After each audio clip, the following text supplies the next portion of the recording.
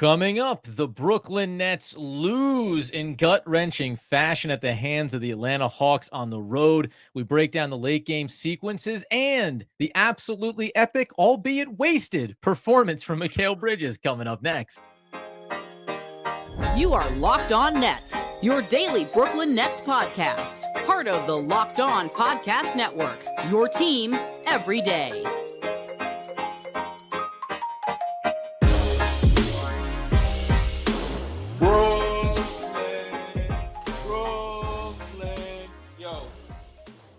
Yes, my friends, it is the Locked On Nets podcast right here on the Locked On Podcast Network. It's your team, the Brooklyn Nets, every single day. Over there is Doug Norrie. I'm Adam Armbrecht, and it was, Doug, a 147-145 overtime loss, which obviously makes it easier to come in and talk post-game takeaways and a great performance from Mikal, a battle with Trae Young that has Brooklyn coming out on the losing side of things. Oh, man, Thanksgiving Eve here, post-game, talking about one that I really thought they were going to be able to pull out, really wanted them to pull out. Obviously, Mikal's best game of the season by far. Joked before the game that Atlanta had allowed 157 the night before, that the Nets needed to get up there to feel like they were winners. Almost got there. Never thought that we'd actually see them close to that number. But, to end up losing like this. 157 would have done it. 157 would have done it. Correct. 157 would have won the game for him. But ultimately, like these are the hard ones, right? Like these are two pretty evenly matched teams. I would say they came in with basically the same record as Atlanta, slightly better point differential. It was a battle essentially of the best player on each team when it comes down to it. And this is one of those games. I think you look at it and either team would have been disappointed had to have lost this game.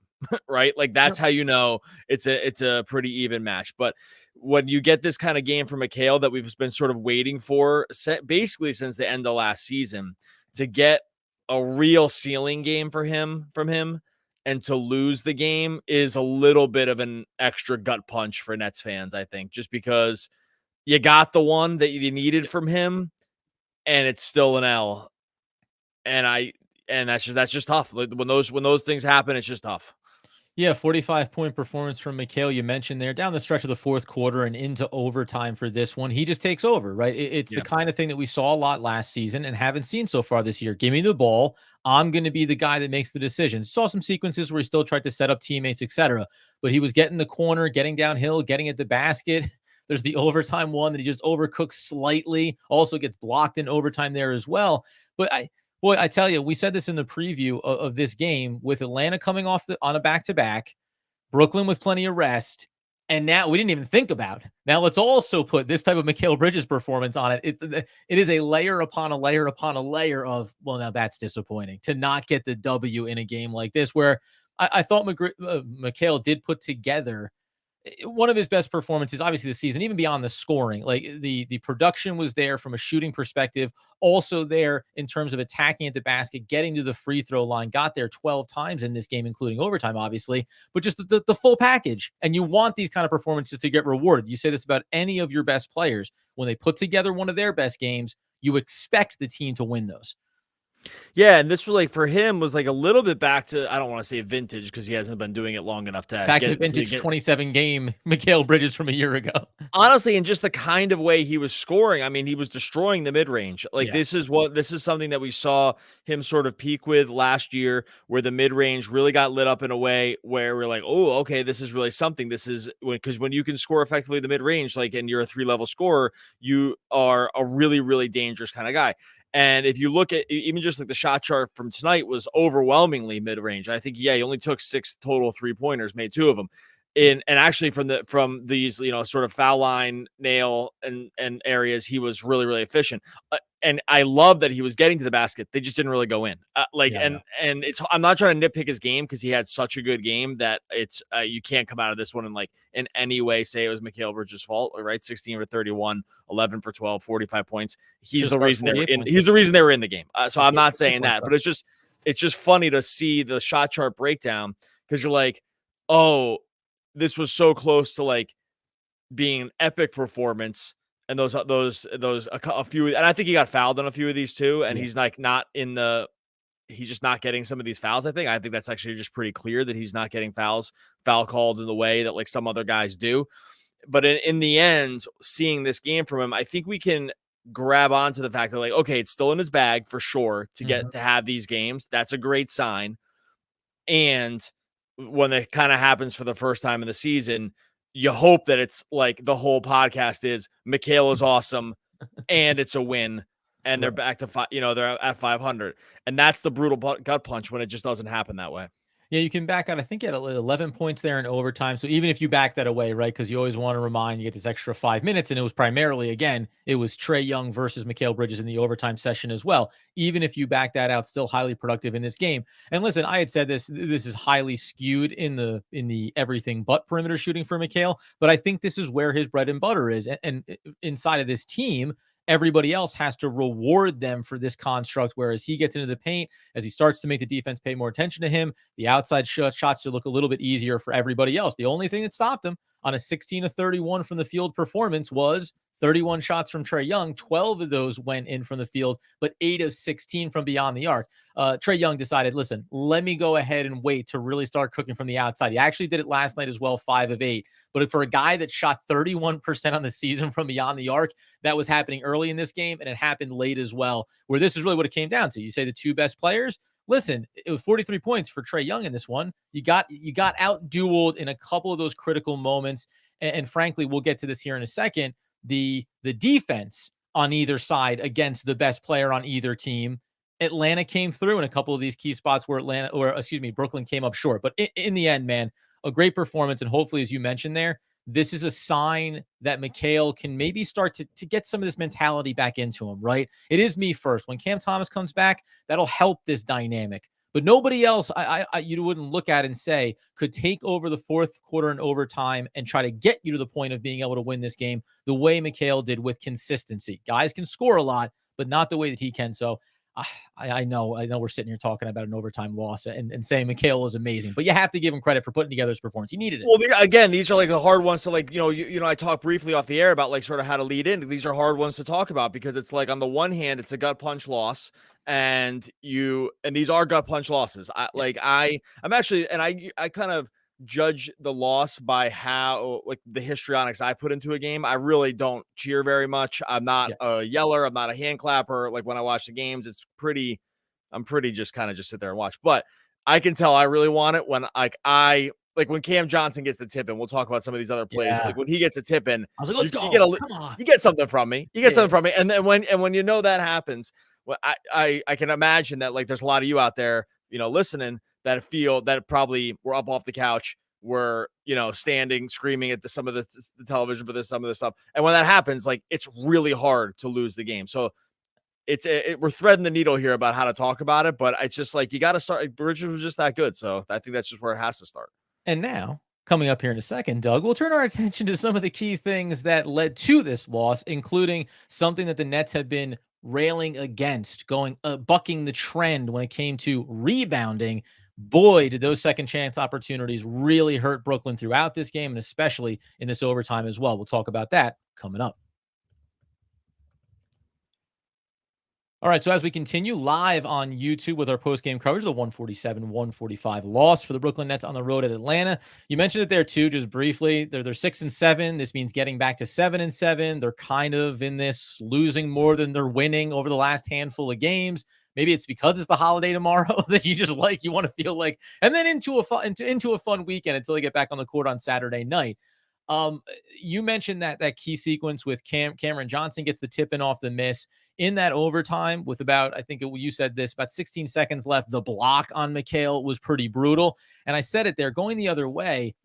It's weird, man. The trip, which was a trip that Atlanta has Johnson against Mikal, it almost kind of helps because now you're at the free throw line taking 2 shots instead of maybe getting a look at a perimeter outside shot.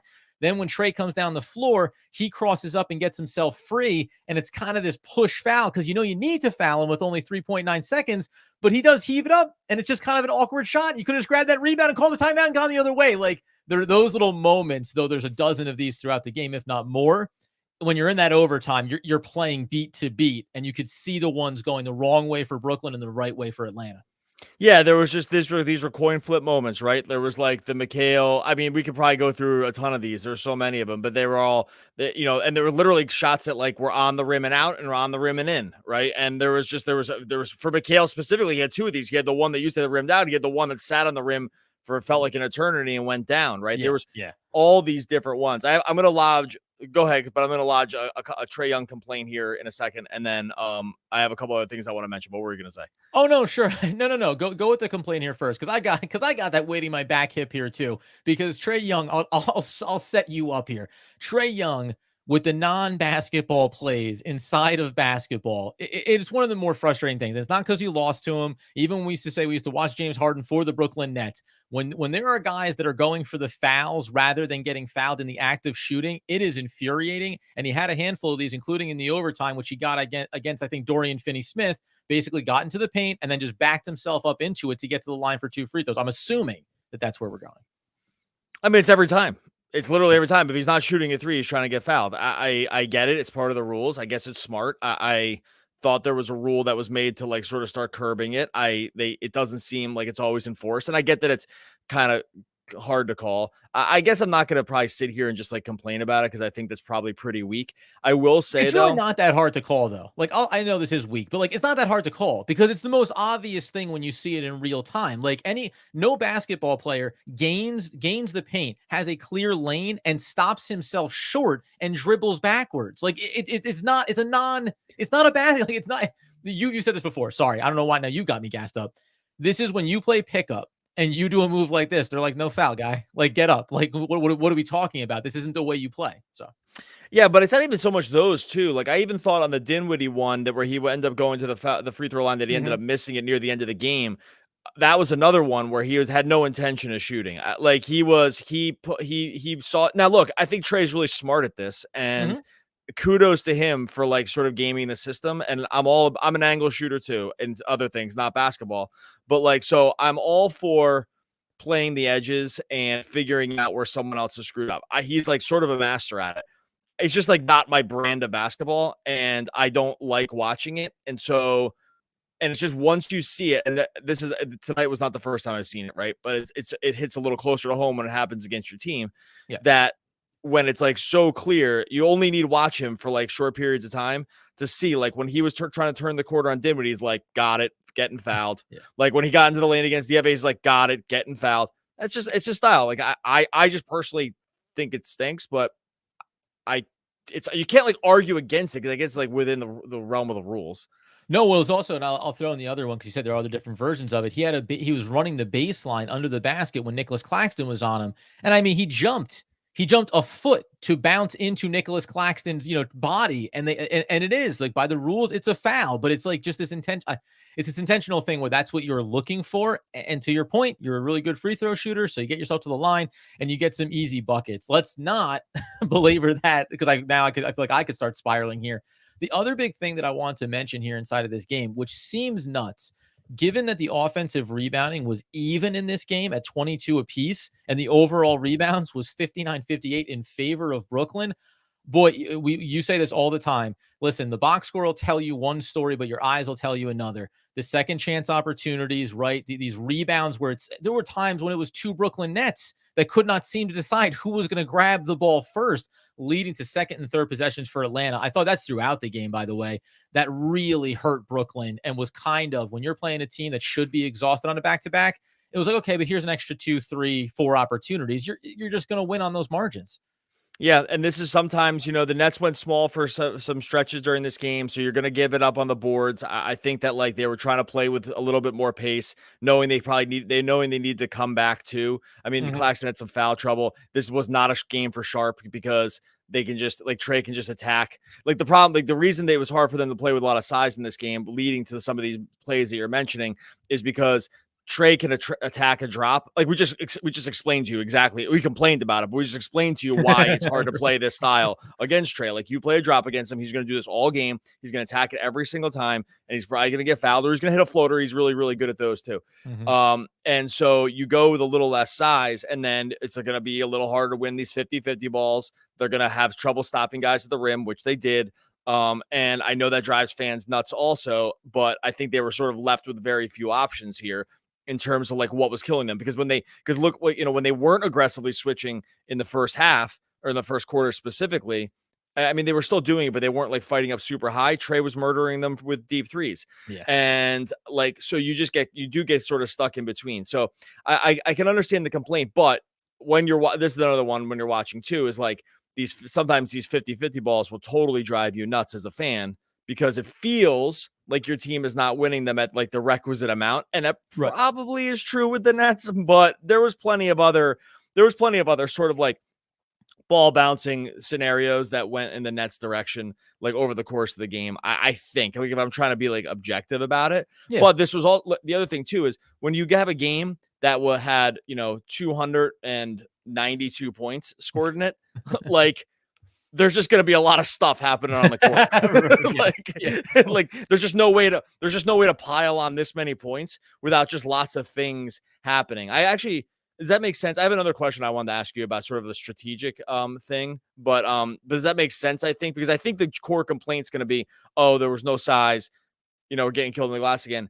They did get a little stuck in between this. Not having Dennis Smith Jr. really hurt like the ability to like guard in a way that was not going to have them be able to go small all the time. If Claxton wasn't on the court.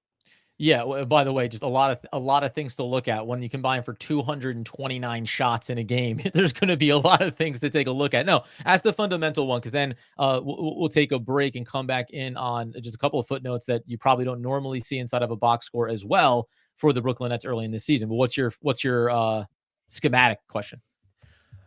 Do you near the end of the game? With the Mikal miss, they did not take a timeout. Like, on the, like, do you know which play I'm talking about? Like, it was when he took it to the rim and got blocked by a Okongwu. Oh, yeah. It was like with 16 seconds left, Jacques Vaughn didn't take a timeout. I was curious if you thought that was good, like let him sort of play through it, or like you think that it's like a time to slow it down. I think this like micromanaging, but I sometimes wonder about these kind of things because I saw some disagreement about this. Just among fans, and I'm just curious, like where you land with not calling a timeout for like that last shot that ultimately did not go in for Bridges. Yeah, it's interesting too because when you look at it, like the Lonnie Walker and overtime as time was expiring there at regulation, right? Like that's a set play that the Nets were able to create an opening for him. He doesn't get it off in time. Mikal Bridges, they created these plays. So if I'm thinking back to out of timeout plays throughout the course of this game, they were able to scheme some opportunities and open looks. So in this instance, I probably say I'm okay with the way they played it out. Now it ends up being results oriented, right? Like ball goes in, then it all makes sense. Ball doesn't go in, and you question whether or not it's the right functions. I think I'm okay with it, but I'm sure that fans had plenty of problems with that and plenty of problems with not enough size, etc. Right? I kind of like the idea sometimes just like let him play. Like, I think they ended up getting the shot that they wanted. I feel like we saw the other ATOs. Like I think that the shot is actually interesting because I think either way, you're probably fine either way because the final shot out of regulation that Mikal got was a really clean look. Like that was, he came anything, off that's that. When you circle and double over the line, right? Like you got it. It was like a double curl around Cam Johnson, which I think was meant to be. I think that was a smart way to draw that up because if Cam is the screener, then if they basically both follow Bridges, then he can pop for the shot too. Like as opposed to say like Claxton being the screener in a situation like that, or someone else. I mean, even like Royce or Dorian Finney-Smith, like having Cameron Johnson be the screener on that sort of curl action means that like if they screw up, which they kind of did because they didn't get over the second curl around in time. Mikal got a really clean look. Obviously, at the end of overtime, I actually think that O'Neal screwed that up a little bit because I think he probably should have delivered the ball to Mikal. He didn't. He ends up going to the secondary option to Lonnie. Obviously, Lonnie takes the extra dribble, doesn't get the shot off. So that kind of like broke down. But in general, like it's hard for me to nitpick any of the like final sequences in terms of X's and O stuff. I thought that was all pretty good. I just think this ends up being one of those games like, if it goes down, we're elated, right? If either of those shots go down, we're absolutely elated, and they don't, and they lose, and it's just like that's like the very definition of an even game. And you're not thinking about, was it right or wrong? If they make the shot, of course it was the right play, right? You're not going to fundamentally go back and say, I wonder if they should have done it differently. If the ball goes through, you don't question any of the process that leads up to it. Coming up here in a second, though, I want to highlight some stats through these first 4 quarters. Didn't even mention the fact that the Brooklyn Nets did give up 77 points in the first half to the Atlanta Hawks, and also take a look inside the bench unit, something that's been such a strength for Brooklyn that actually came up on the losing end tonight. We'll get into that in just one moment. Okay, so as we tie a bow on the 147-145 loss for the Brooklyn Nets on the road here, first thing that's notable, I said that the Nets gave up 77 points in the first half to Atlanta. But it's crazy to think that after losing the first quarter, Doug, 45-33, they won the second quarter, they won the third quarter, and they won the fourth quarter. They lost overtime by 2 points, essentially foul shots, right? But to win 3 quarters of a basketball game means you had to have been so poor in quarter number 1 to put yourself in a hole. I mean, you go back and look at this first half. We talk about Trae Young. We talk about Mikal Bridges. Listen, Young came out firing. He didn't have, I don't think he had any, if not one bucket in the second quarter. So this actually became, for a big stretch here, about some of the other guys. When you go inside the box score and you think, well, Cameron Johnson, 8 of 13, 5 of 8 from deep, 23 points. Dinwiddie has a bad shooting night, 9 of 23, but also knocked down 3 of 8 from deep, 26 points, 22 for Nicholas Claxton on a double-double. Like, you see those things inside the box score, and those are guys that were doing a lot of the lifting, helping to do a lot of lifting in the first quarter. But on the flip side of it, whether it was, and it's so funny to look at Jalen Johnson and see that you're sitting here going, 7 points? But there was just a stretch where he was the only guy getting the ball offensively for Atlanta. They didn't miss a lot of possessional beats. If it wasn't Trae Young, somebody else knocked down that shot. The Nets just had lulls. And I don't know how you fundamentally can give up 45 points in a first quarter and not feel, you just have to feel like back-to-back team. We want to come in. We know we can score against this team. Okay. If you're going to be down by 12 after 1 quarter and give up 77 first half points, I'm impressed the Nets were even able to reset themselves in the third quarter to get themselves back into this. The Hawks first half shooting splits were like 60, 50, 100. Yeah. I'm only unsure about the 60. I'll go back and look. I'm positive about the 50% from 3 and 100% from the line, like 11 for 11. Like, they just simply could not have shot it better in the first half. It was like literally impossible. You just can't do it. So to even come out, that was actually why, like, partway through the game, I actually liked live betting the Nets, because I was like, well, they just can't keep this up. Like, this can't, between fatigue on the back-to-back. I mean, this was almost so close to be. I mean, it was live line plus 6.5. So like that one got there. But like the money line too, like a plus 300, like it was like the Hawks just simply can't keep this up. They're on the back-to-back after a breakneck pace for the game the night before. And then this unbelievable hotter than the sun shooting. Yeah. Like, how are you gonna, like, I'm always a firm believer that you will regress. Now, sometimes it won't come all the way in the same game, right? Like, you won't get there all the way in the game, but they almost did, right? Because we saw that cool off effect, which is a good reminder sometimes too of not to just bounce. I'm guilty of this as much as anybody. Of just like not bouncing out of the game early because of one bad quarter, because the quarters sometimes don't matter the order that you play them in, right? And so, like, and you know, you highlighted it really well right there. It's like they won the next 3. Okay, so if you just move the quarters around and got the same result, I don't know, you maybe feel differently about the game. It's just a good reminder that, like, it's in the current NBA, this stuff happens too fast. You can claw your way back into a game down 15 early. Like, it's totally possible if you can shoot the threes. But yeah, like this game definitely was a concentrated effort between just like some of the top guys on each team, which is amazing because it was all the points that were scored. And some of the role players I thought were going to be a big factor really weren't. But I mean, sometimes it's just how the game shakes out. And that was the other thing here. Bench points, 38 for the Atlanta Hawks, just 23 for the Brooklyn Nets. Now, Lonnie Walker was still productive, only played 16 minutes, still did everything that he's been doing for them, but just 8 points, 3 of 7 from the field, 2 of 4 from beyond the arc. But this is the one where I'll point out a couple of guys here, and I'm going to lump Dorian Finney-Smith into this bench unit just because he scored 8 points. Again, not a bad night, 3 of 7, 2 of 5 from deep, but him and Royce O'Neal now, there's just kind of this trend here where the things that you are putting on their plate, I think you can't expect them to do it all the time. But now that they're regressing back into their normal roles, now that Royce is kind of getting there, it does feel a little bit like we're seeing these guys at 30 plus years old start to show some of their age, I want to say, in some capacity. And it exposes a little bit when you don't have Cam Thomas, when you don't have even Dennis Smith Jr. for defensive purposes, the weight, it just builds. It builds on other guys. And even saying that, well, Lonnie Walker should have played, should have played more and should have had more shots. Listen, he's also a guy that has been doing significantly more than we expected coming into the season. So between that and then also Cameron Johnson, we didn't mention, going out with the injury and not coming back in the overtime, that all of these things come together here, and you go, son of a gun. Like one of those things breaks better for Brooklyn, and they probably get out of here with this win. Yeah, like I thought Royce had a really rough game here. Both ends of the floor.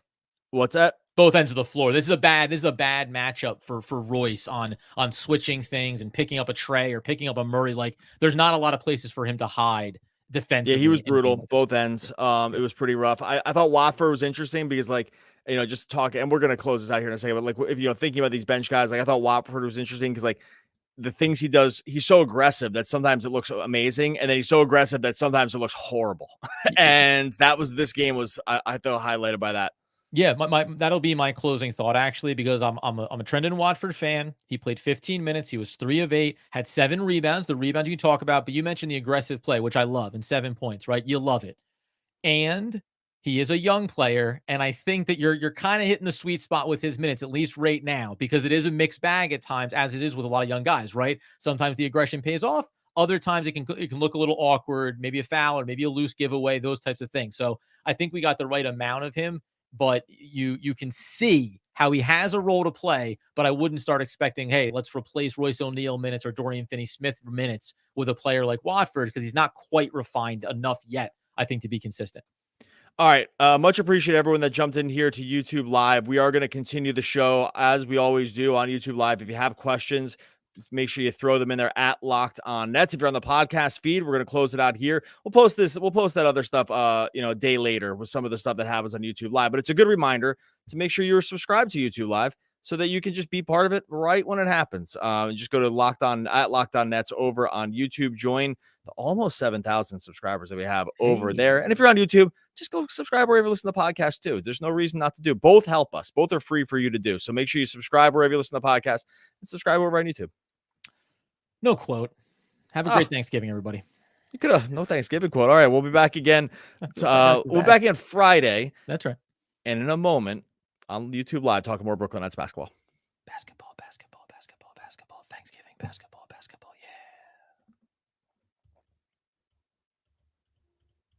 Coming up, when the post game ends, the post-game podcast begins live on YouTube with you, the fans, covering the most recent game, as well as a wide-ranging collection of topics tonight, including the update on Ben Simmons' injury. We dive in on the conversation coming up next.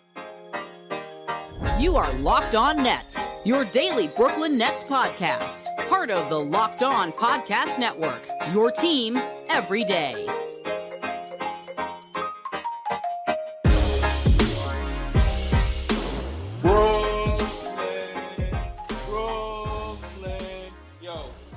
Yes, sir. It is the Locked On Nets podcast right here on the Locked On Podcast Network. Your team, the Brooklyn Nets, every day and sometimes twice when we're talking about the post-game live on YouTube where everybody was in here. Guess what, Doug? I was keeping an eye on the chat as we were preparing for the post-game of this one, and everyone was ready. Everyone was ready for 10 p.m. and then a little bit later and then a little bit longer and then a little bit more depressed as the Nets ultimately lost this one. We'll take a look in here. Doug's already started up a couple to bring up as we talk about it with all our frequent flyers. Let's dive in, Doug. Well, let's actually just hit this Ben Simmons update real quick here first. Let's just do the Ben Simmons injury stuff because I think some people have questions about this, and this one we can just cover as we head into the Thanksgiving weekend. So the Nets did release this for everyone in the chat too. The Nets did release an injury update on Simmons along with Cam Thomas and Dennis Smith Jr. earlier in the day, courtesy of Nets PR. And they basically the beats on the Simmons thing were he's progressing, he's doing light on court stuff. They're going to have another update in 10 days. 7 to 10 days, but I always round up with this. So I said minimum 10 days. Now they have a couple things about this. One, if you have followed the Nets forever or at any period of time, this actually health update is some of the most specific and forward facing that we've seen for the Nets in a long time. Now that is not saying much because they've been really bad with this stuff in the past, so they're improving. So kudos, I guess, on that front. But in terms of the Simmons stuff, it's hard to feel too positive about it because he's already missed basically a month. And now it's going to be another at least 10 days, and he's not coming back in 10 days. Like you could just tell from the wording of the release that it's going to be, we'll give you an update / reevaluation in 10 days, 7 to 10 days. So I don't know what your quick thoughts were, as we head into the weekend here, but around, around the Simmons injury piece. Well, I said it, we said it initially at the time. And when you remind everybody that it's already basically been a month, that's almost shocking because it doesn't feel like it's been that long. So it's already been a while. When the initial injury happened, you said, hey, knee jerk, when do you think we see him? And I said after Christmas. And guess what? This 10 more days until reevaluation does not make me feel like this is going to be any sooner.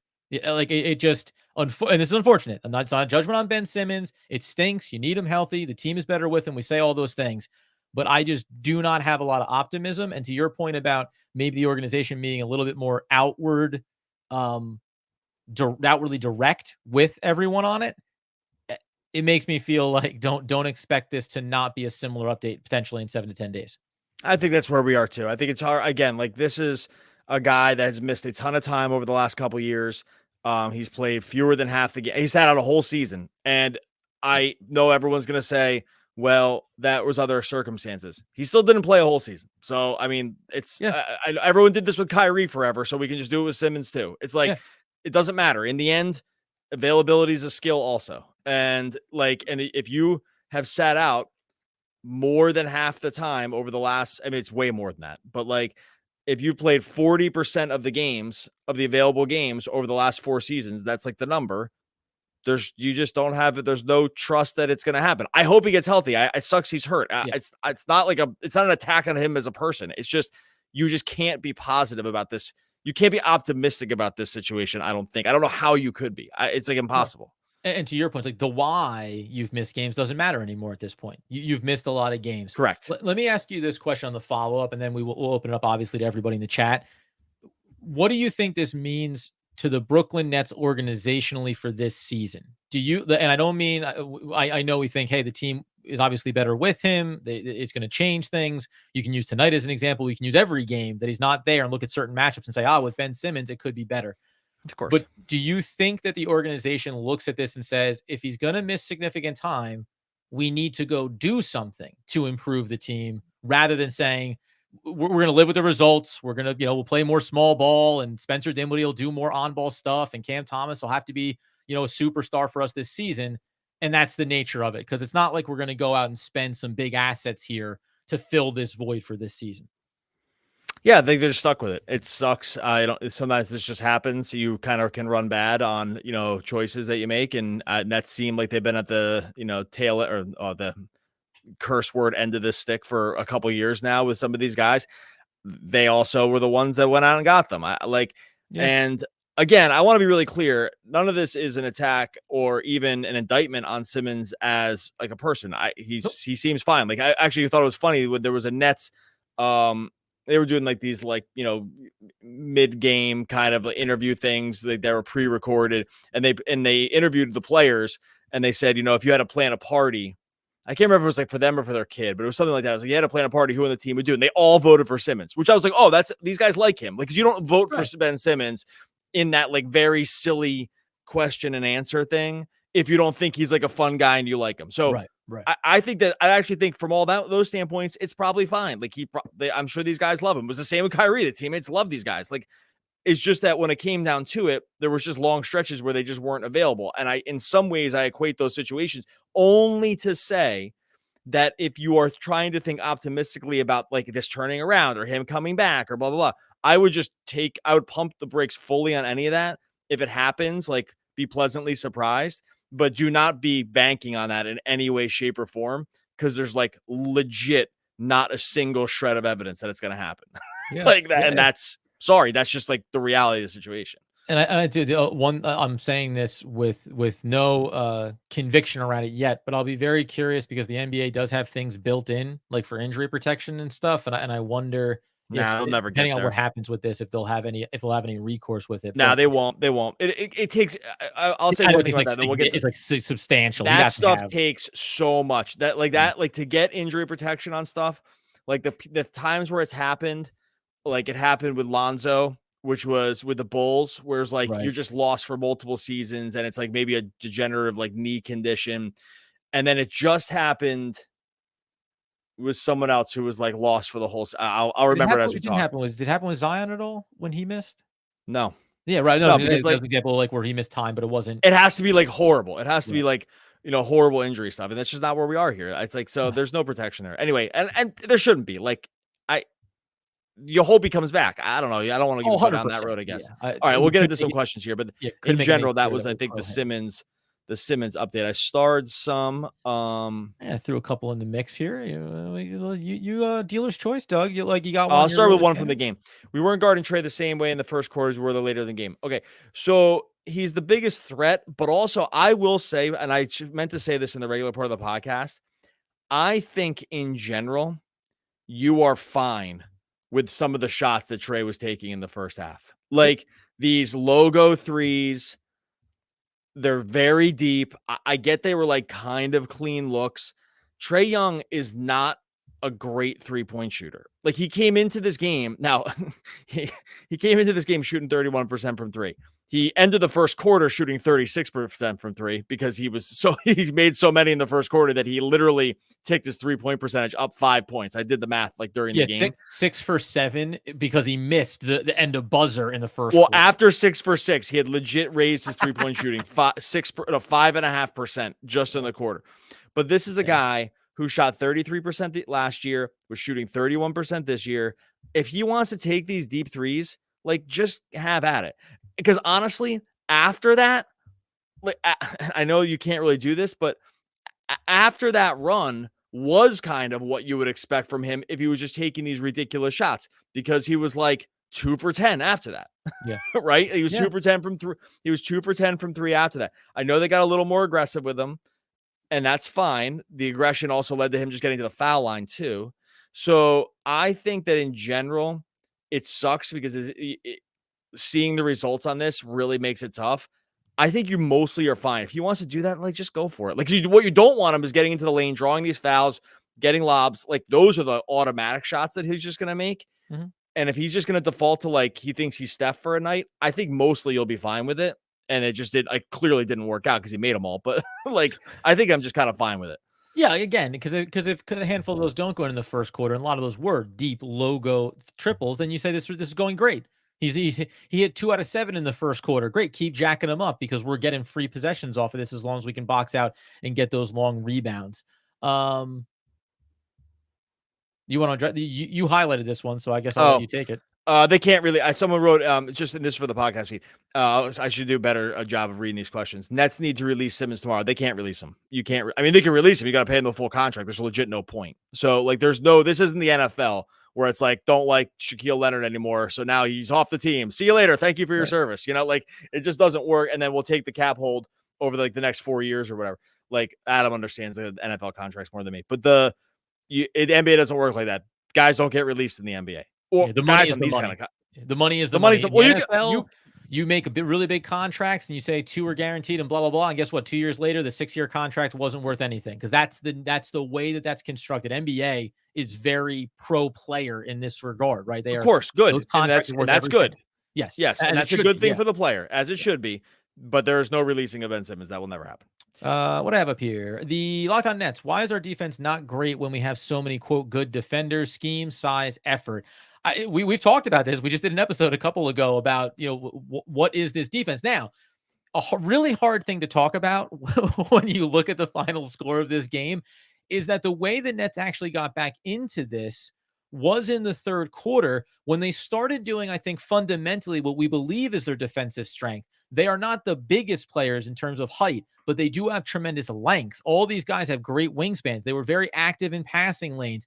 Mikal Bridges did a good job getting up into the body of guys and using his hands. They had strips, they had turnovers. That's where I think their defensive value is. Where their defensive value has been about getting out on perimeter shooters, sometimes collapsing too much into the paint. And you can make a case, especially with guys, I'm not picking on them in particular, but guys like Royce O'Neal and guys like Dorian Finney-Smith, they are sound players, but they are not athletic, versatile freak players by NBA standards. So even defensively, they are not making, they're not making Nicholas Claxton size recoveries where he goes out and blocks a 3-pointer in this game. That's not what they're going to be. And I think some of it to me might be that there isn't necessarily the highest athletes on this team, which makes it harder. Like these one-on-one matchups get beat up on. We talk about perimeter defense all the time. We talk about the backcourts for other teams. The Nets are almost always in losing matchups on the defensive side of things. Yeah, I've been thinking about a lot about this, and I thought about it actually tonight as I was watching the game, because I think you are right. Like the team has good people that people would say are good, independently good individual defenders for the most part, like Claxton, like Mikal. I think Dorian Finney-Smith. These guys are good individual defenders. Not everyone is, so that's problem one. Two, they run a switching scheme that doesn't have like Giannis or, some of these other, even like, Jim McDaniels, like some of these other guys who are like sort of so elite at it. Like they don't have really any, like Mikhail's like still pretty slight. Like he's a good defender, but he's not a big guy. Right. Like, and so they can get a little bodied at times, basically for everybody, like even Claxton, like great rim protector, but not a big guy. Right. And so they're not exactly like, they're long, but they're not hefty. So that's problem one. Problem two is that when you switch a lot, you do leave yourself susceptible to guys getting to the rim, especially when your big switches out onto guards. Like we've seen this happen oftentimes. We love that Claxton, and this is like one of those things where it's like, oh, he's good individually. He's good at switching on to DeJounte Murray. He's good at switching on. He had an unbelievable defensive stand against Trae late in regulation, which like saved the game at the time. Like it was unbelievable. The problem with that scheme is you do leave yourself really open to one, getting crushed on the glass because your big is way away from the basket. Two, getting back cut because your big is away from the basket. You have no weak side rim protection. Simmons actually did solve a lot of this because he could handle some of these bigger matchups up front and leave some of the other guys to like, some of the other length sort of behind him. So I think that's like part of the problem. I just think that in general, they are a long team, but they are not a big team. Like, you know what I mean? Like there's no real good size. Like there's no Anthony Davis. There's no Giannis. There's no LeBron. There's no Kawhi. These guys that are like huge, Embiid, right? These dudes that are even Jokic to some degree. Like these guys. Even Daron Sharp is not a monster. And we know he's coming off the bench, but he's not big. Like he's big by net standards, but he's not big by these dudes that are just like big, right? Like these just big dudes that can kind of like occupy a lot of space, are super athletic, twitchy. Like even like Tatum, like you just stand like Tatum and Mikal next to each other. Like Tatum's like bigger than him, like bigger and strong. Like, and I think that like when you just don't have enough, Nets don't really have any of those guys. And I think they just kind of get killed on the margins with some of this stuff. Does that make sense? I've been trying to think about this because like it doesn't make sense that they have good guys that you're like good defender. And then you watch this and it's like, can't stop anybody. Right. Yeah. I knew you guys are all good, but also you couldn't stop a guy from working out of a paper bag. I agree with you. And I'm sorry, I took down who asked that question there, but you also mentioned about scheme. And I will say there is time now, again, without Ben, you mentioned that. And I think that's true. That helps, that allows Claxton to live a little bit closer if they're going to share the court to the paint or Day'Ron or whoever, or Dorian Finney-Smith. I do wonder if, even though it will be a losing proposition at times, if there should be more situations where the Nets say, let's play this a little straight up. You have your assignment to the best of your ability to defend them. Now, is Trey Young going to expose one? Okay, yes, he is, right? Is Tatum? Yeah, okay, you're someone's going to get beat up. But I do wonder about, for the roster that you have, if sometimes the best value is saying, okay, if you get beat one-on-one, then we trust the help defense, the rim protection to show up there around the basket, as opposed to these switching schemes, specifically with Claxton, Once you take Claxton out of there, that's it. You're very exposed in and around the basket. So I can see a world where you can make a case that they should try something a little bit different here. And I again, they just think haven't. I just think it's a lot of I know what you're saying. I do think that, like, in general, this is probably what they should be trying to do based on who they have. I just don't think they have all the right guys either. Like, it's just Well, that's what I it's just mean, gonna be. right? Like you have to swap out a couple of dudes here for a couple of different guys, and then this would work. Like the switching would work better. Honestly, I hate to always do this, but like Simmons does cure a lot of this. Like, we started to see this. He can guard multiple guys. He's like, and I'll bring this up because I saw someone Yeah. say this, and I'll just bring it up. Oh shoot, Faraz said two of these things. I brought up the wrong one. It doesn't matter. He mentioned something about Simmons, and then he mentioned here. So I think they're both correct. One, it was that Simmons, which just agree with what I said before, which is that Simmons can handle some of these primary defensive assignments in a way that, like, you don't sacrifice tons by having him do it, because he's sort of like already in those. He's not getting cross matched. He's already locked up with one of these guys. Secondarily, too, Frost makes a good point here for if you're listening on the podcast, that like KD was great as like a secondary rim protector, right? Yeah. And like secondary help ring defense. He could just get a ton of blocks this way, like when he played with Claxton, because he was the help. He was like weak side help.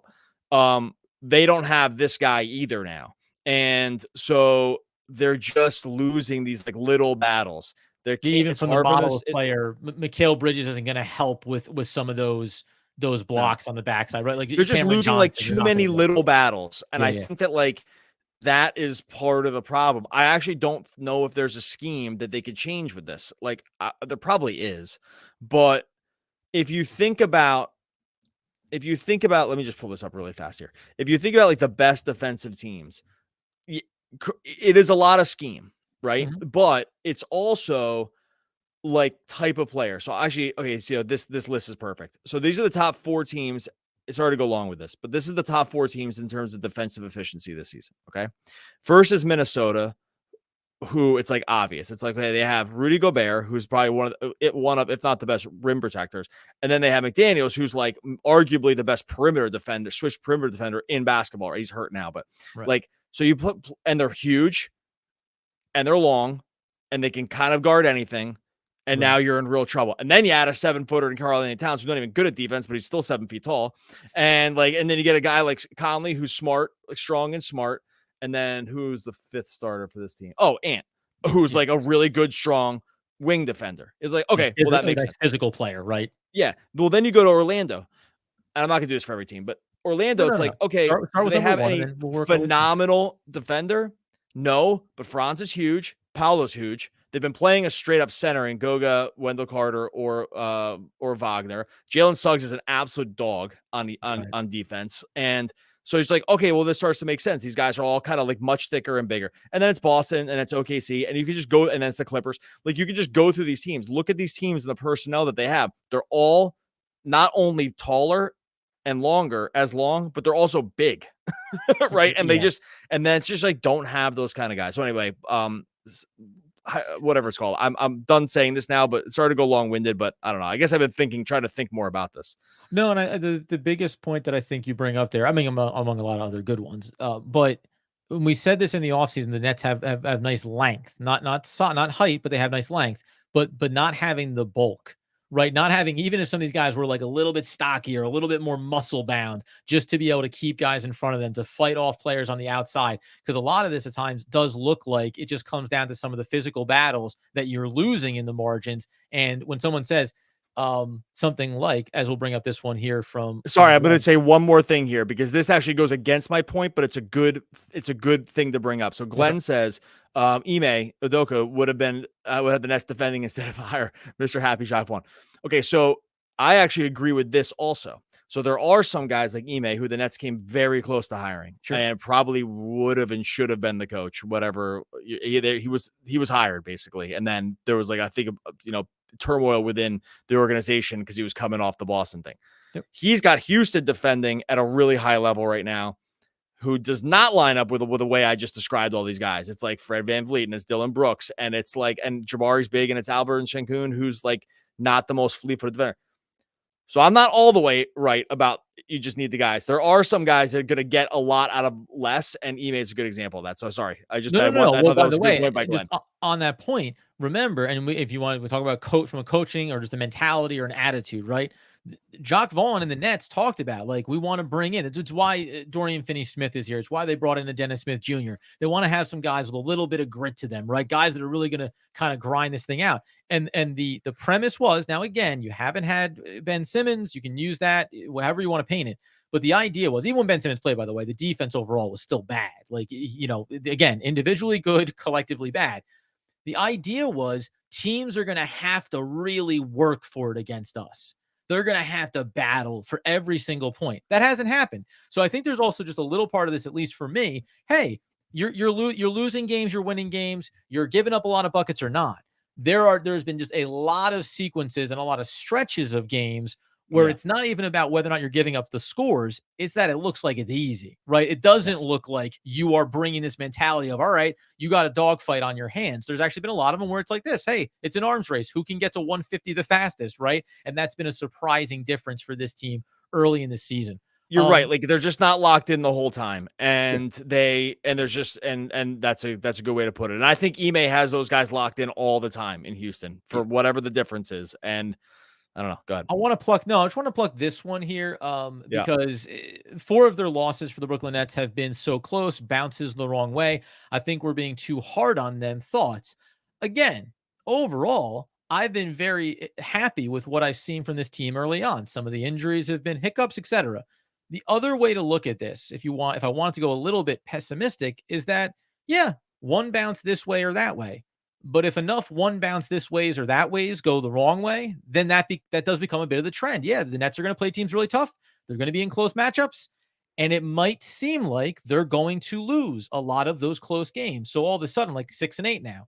Well, fast forward another 10 games. If you play 8 out of 10 close, but you lose 7 of those 8 close games, guess what? You just have more losses than wins. So at some point, it does come down to getting over that hump and winning more of the close games. And maybe that's the case. And we talked about the schedule coming up here. There's some very winnable games. We said the Atlanta one could have been one of those. So if they win a handful of these next 4 or 5 matchups, then overall, I think that the bounces, good and bad, have evened out. And the Nets are kind of right where you would expect them to be. Yeah. This would make this. That's why these kind of losses hurt, right? We talked about at the beginning of the episode where it's like Atlanta's is coming off a huge game, an overtime game on a back-to-back. Like that should just be a schedule loss for a team that was off for 4 days. And yes, and that's even with the travel. Like it's just brutal to lose that game because the narrative lined up just too well for the Nets. Incidentally, and we can close out on this last question if you want, because it ties a nice bow on where we started with our bonus podcast post episode on Ben Simmons. But Mikal Bridges has never won in Atlanta, going back to his time with Phoenix. I was watching the pregame, and he said, he's like, I can never win. I don't know. It was the travel from Phoenix and blah, blah, blah.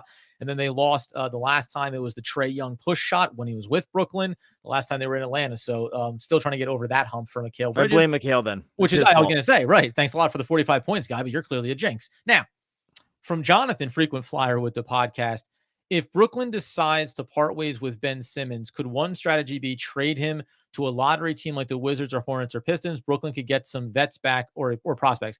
So they're not getting back vets or prospects. They're getting back money of some kind if you want to even it out. They're giving up picks, and they're giving up a lot of picks. Like they're never trading. Doug will even flat out just say like it's untradeable, and that is the reality. But if you wanted to go down this road, let's say the Wizards would go, okay, 3 first-round picks. Like it would be 2 of the Suns picks. Something insane that the Nets would never touch when you're a year away from being off of it. Yeah, he's on the team all the way through next year. Now, how much he plays, I don't know. He plays the whole time. I can say this. I don't know how much money I would wager on it, but it would be a lot that he will be on this Nets team all the way through the contract. Like they will not be able to trade him. But happy to be wrong about that. If they find a suitor that wants to take him, I just can't go put yourself in the fan base or the front office of any other team. Not the team that wants to get rid of him. Not in their front office. Go to any of the other ones and try and tell yourself what the story could possibly be where you would trade for him.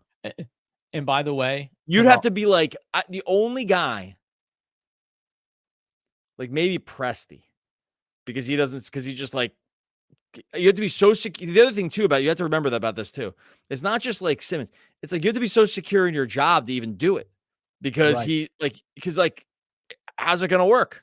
And so Sell the owner, sell ownership. I'm bringing in a $40 million contract, even for 1 year, right? I'm bringing him in. He typically misses over half the games. He plays but 40% of the time. Right. He doesn't shoot. But not in the games where he he's does not a play. shooter per se. I just You think don't want him at the just free not throw trading him. line, and I wouldn't It's not use him in happening. late game So sequences. Yeah.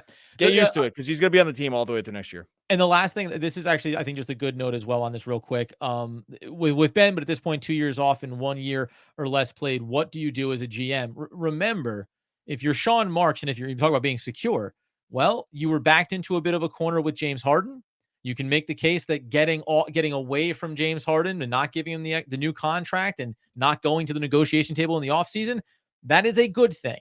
But this is what you were left with. So when you think about Ben Simmons and decisions you want to make, there's no decision to make, because even the James Harden stuff, you see how that's unfolded.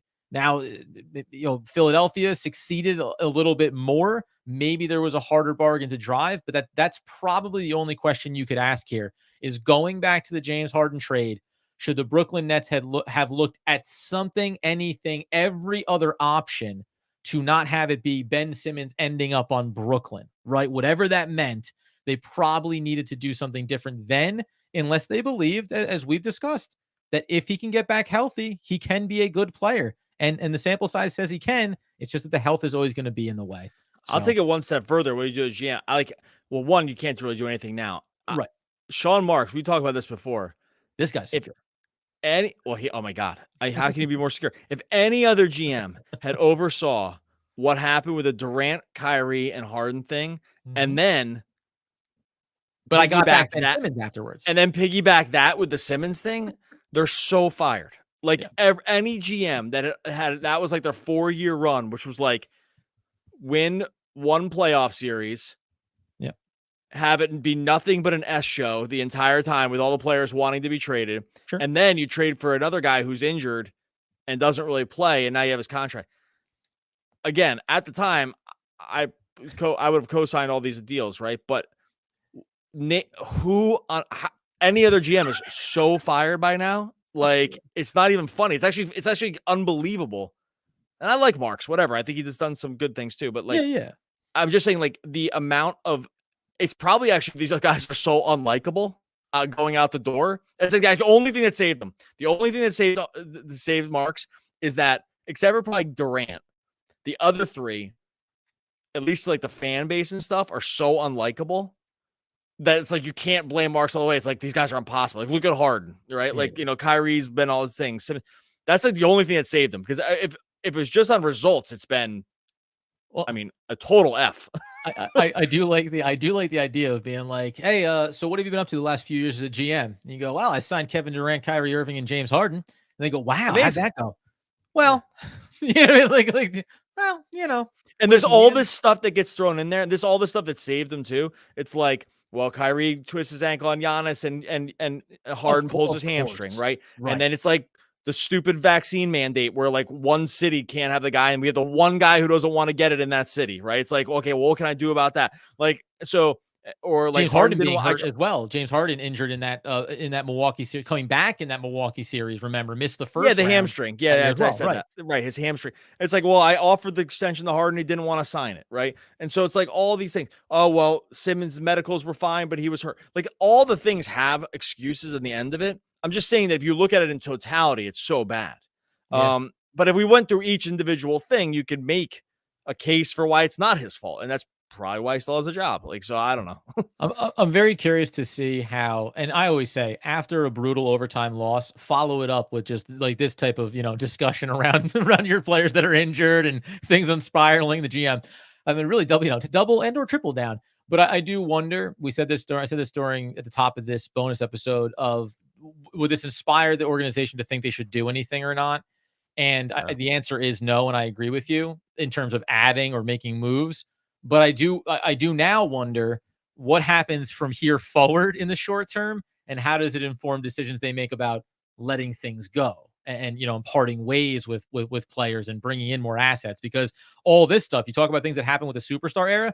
Well, there's things that are happening now. Cam Johnson starts this season injured. Now Ben Simmons goes down. You brought in a defensive backcourt guy in Dennis Smith Jr. He's going for an MRI. Like, there are things that are happening actively now in this season that are taking what could have been mostly positive and kind of going, yeah, maybe you're going to be limping across the line here for a little bit until you start losing a handful more of these games, and it goes a little sideways on you. So it'll be fun to see. Bottom line is, as Doug Norrie would say, it's late. It's Thanksgiving Eve. We're getting a little punchy. So we're going to go ahead and tie a bow on things here. Everybody, man, really, in spite of the loss, enjoy your Thanksgiving, some family, some friends, some good food. Doug is a big fan of holiday, specifically Thanksgiving food. He can't get enough of it. He's going to be doubling and tripling down on turkey, mashed potatoes, and especially cranberry sauce. We will be back again, as Doug said, on Friday with an episode, and then on Saturday night, because we've got a game day preview coming out, and then the action there over the weekend. So we'll be back in next time talking all things Brooklyn Nets basketball.